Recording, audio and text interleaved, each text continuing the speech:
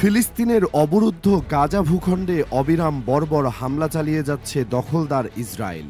টানা প্রায় 18 মাস ধরে চালানো এই আগ্রাসনে এখন পর্যন্ত নিহত হয়েছেন প্রায় 50,000-এরও বেশি ফিলিস্তিনি। হামলার পাশাপাশি ইসরায়েল গাজাতে সর্বাত্মক অবরোধও জারি রেখেছে। এতে করে ফিলিস্তিনের এই উপত্যকায় দেখা দিয়েছে তীব্র খাদ্য সংকট। এই বিষয়ে বিশ্বজুড়ে ক্ষোভের সঞ্চার হলেও ইসরায়েল বলছে গাজায় গমের একটা দানাও ঢুকবে না। সোমবার এক প্রতিবেদনে এই তথ্য জানিয়েছে বার্তা সংস্থা আনাদোলু। বার্তা সংস্থাটি বলছে, ইসরায়েলি অর্থমন্ত্রী বেজালেল স্মোট্রিচ সোমবার অবরুদ্ধ গাজা উপত্যকায় গমের একটি দানাও প্রবেশ করা রোধ করার প্রতিশ্রুতি দিয়েছেন। ইসরায়েলি দৈনিক ইয়েদিওত আহরনোথের প্রকাশিত বিবৃতিতে স্মোট্রিচ বলেছেন, গমের একটি দানাও গাজায় প্রবেশ করবে না। গাজায় নতুন করে আক্রমণের অংশ হিসেবেই এই অবরোধটি আরোপ করা হয়েছে।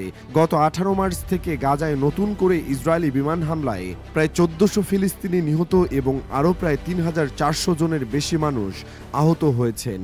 ইসরায়েলের বর্বর এই হামলা চলতি বছরের জানুয়ারিতে কার্যকর হওয়া যুদ্ধবিরতি চুক্তিও ভেঙে দিয়েছে।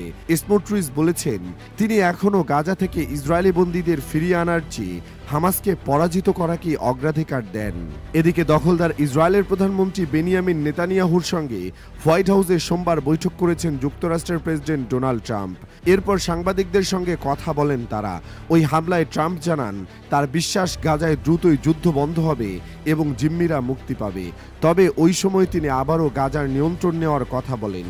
ট্রাম্প দাবি করেন, অনেক দেশ গাজার মানুষকে নিতে আগ্রহী, যদিও মধ্যপ্রাচ্যের দেশগুলো এর আগে তার এ প্রস্তাব প্রত্যাখ্যান করেছিল। ট্রাম্প বলেন, যুক্তরাষ্ট্রের মতো সেখানে একটি শান্তিরক্ষী বাহিনী থাকা, গাজার নিয়ন্ত্রণ ও এটির মালিকানা থাকা খুব ভালো একটি বিষয়। তিনি বলেন, আপনারা যদি তাদের নেন, ফিলিস্তিনিদের এবং তাদের অন্য দেশগুলোতে নিয়ে যান, অনেক দেশ আছে যারা তাদের নেবে এবং আপনার অর্থাৎ ফিলিস্তিনিদের একটি স্বাধীনতা অঞ্চল থাকবে, একটি স্বাধীন অঞ্চল যেখানে মানুষকে প্রতিদিন মরতে হবে না। গাজাকে নরক হিসেবে উল্লেখ করে ট্রাম্প বলেন, গাজা অসাধারণ একটি জায়গা, কিন্তু সেখানে কোথাও থাকতে চায় না। 2005 সালে দখলদার ইসরায়েল গাজা থেকে তাদের সব সেনাকে প্রত্যাহার করে নিয়েছিল। এর 2 বছর পর অভ্যুত্থানের মাধ্যমে গাজার নিয়ন্ত্রণ নিয়েছিল হামাস।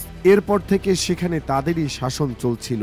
ইসরায়েল কেন 2005 সালে গাজা থেকে সেনা ও বসতি সরিয়ে নিয়েছিল সেটিরও সমালোচনা করেছেন মার্কিন প্রেসিডেন্ট। তার মতে, গাজা থেকে শান্তির জন্য ইসরায়েল সেনাদের প্রত্যাহার করে নিয়েছিল, কিন্তু সেই শান্তি আসেনি।